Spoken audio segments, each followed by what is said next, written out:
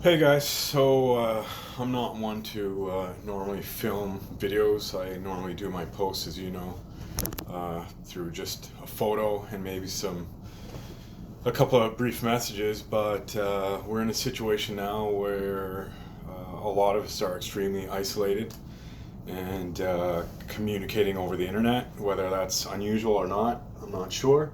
But definitely the lockdowns are unusual. So unfortunately, a lot of people right now are not able to come into the hospital. People that would like to see me, friends and family, mom, dad, Elaine, my friends in St. John. Nobody can really come and visit me in the hospital right now, which is fine. That would be my first choice under this COVID situation anyway. I wouldn't want to put anybody at risk that doesn't have to be at the hospital currently. So anyway, I just wanted to film this video so that you guys could kind of see what condition I'm in, so that you don't have to try to read tone out of sentences and try to figure out where my headspace is at. For those that know me, my headspace hasn't really changed. I don't think that's going to change. I have a feeling I'm going to go through some great hurdles here in the next couple weeks. But I'm still going to be one of the most thankful people that you'll meet, as I will always try to be objective in my thinking and think about all angles of what's happening to me and why it's happening to me. So anyway, just letting you know, first of all, I still do have all of my hair. Well, what remains of my age, I guess. Um, I had the feeding tube surgery last Monday. You guys saw that picture of this being put in. What you didn't see then was this bicep pic. So I have a feeding line that comes in through here, through a pipe, and it actually feeds into a bag down here at my waist. That's actually a type of chemotherapy I'm going through right now. I'll get into that a little bit. Anyway, so I had the feeding tube surgery on Monday. That was quite taxing. Um, the prep procedure was a little bit long and cold in comparison to my other major surgeries that I've gone through in the last 10 years. It took me about a week to recover from that. My abs were sore. It felt like you had pulled an ab, so it was very difficult to sit down and stand up for a long time. I was moving around really slowly. Um, but I'm finally recovered a week later.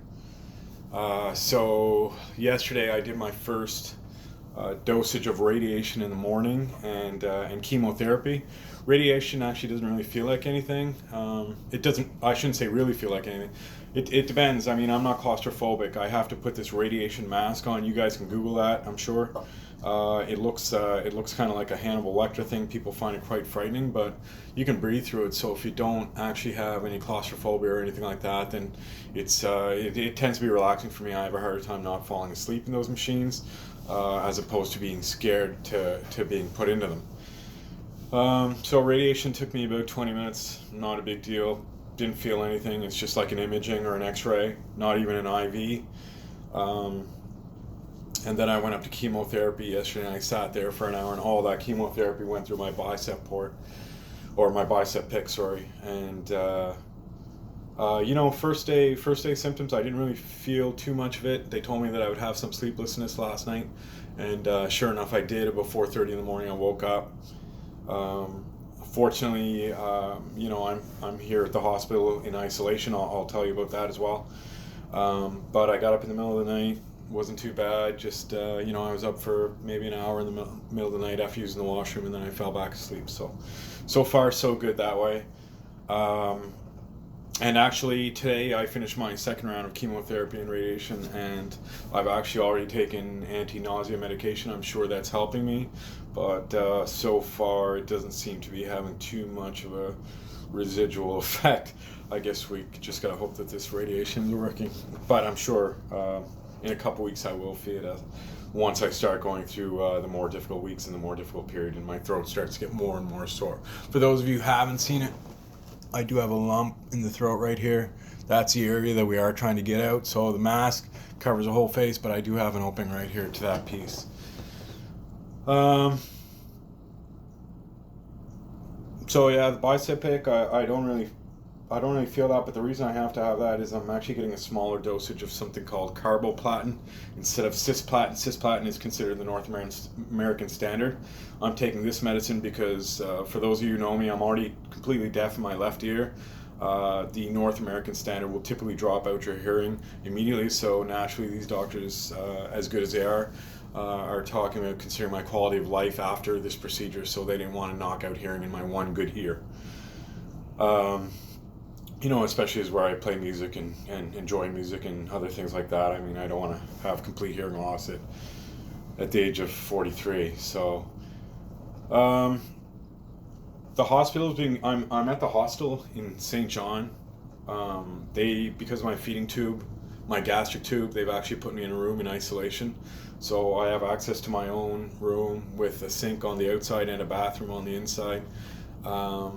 The hospital here, I'm not sure about the hospital in Fredericton, but the hospital here is taking huge parameters to keep people kind of at a distance. So when you come in the front doors, everything's roped off, and there's a lot of screening happening. They're asking you if you've been out of the country, if you've been, in close contact with people out of the country, are you feeling sick? You have to wash your hands on the way to the hospital. And also they have checks at the end of every hallway. So security is tight. I'm in a really good place to be isolated. I take the elevator and go down a hallway to get to my radiation and chemotherapy in the morning, and then if I so choose, I can come right back to my room. My meals will be provided to me right to my door. That being said, right now I am walking when I can, and I'm taking a walk outside on days when there's not too much snow out. They're really good here. There's a kitchen provided for me. There's living room space. I'm comfortable. This is one of those things I talk about, and being thankful in my life. If I went through this stuff in India, I'm sure I would have bankrupted my family by now. Fortunately, as much as people like to complain about Canadian Medicare, it is free. It's not the best, but it is free, and they are providing as much as they can. I know a lot of people like to complain about, when you go into emergency rooms and wait times and stuff like that.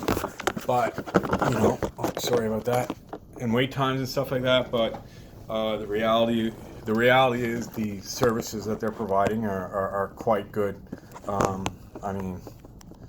You're not going to get this treatment anywhere in these. So I'm forever thankful about that. So it's these checks, no visitors and stuff. It's very tough on my friends and family. For me to have to go through this alone, but I'm not an anxiety-driven person. Everybody knows that.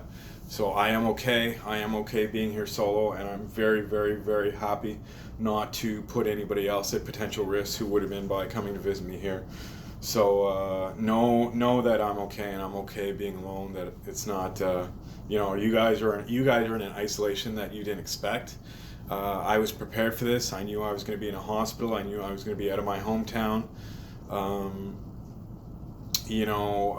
have a lot of close friends now who have been extremely prosperous in their lives, building up small businesses and putting a lot of blood, sweat, and tears and taking huge risks to get their small businesses going. And now they're going into possible financial ruin. That's a conversation I'm having with them. And believe me, all they want to do is talk to me about my cancer situation, but all I want to do is talk to them about their financial situation, because the ripple from the financial situation is going to last a long time. I understand I always say, health is paramount, but the reality of this one is I am going to come out on the other side. I usually do. I can't see quitting here. I haven't really quit before, so it's not really my style. I'm going to keep pushing, especially where I know that some pain and whatnot is absolutely upcoming. So I'm mentally prepared for it. I've always been mentally prepared for my path. Everybody knows that. And I also understand that for me personally, I don't live until I'm completely out of my comfort zone. I guess that's all I can tell you. My situation's going to change as time goes on.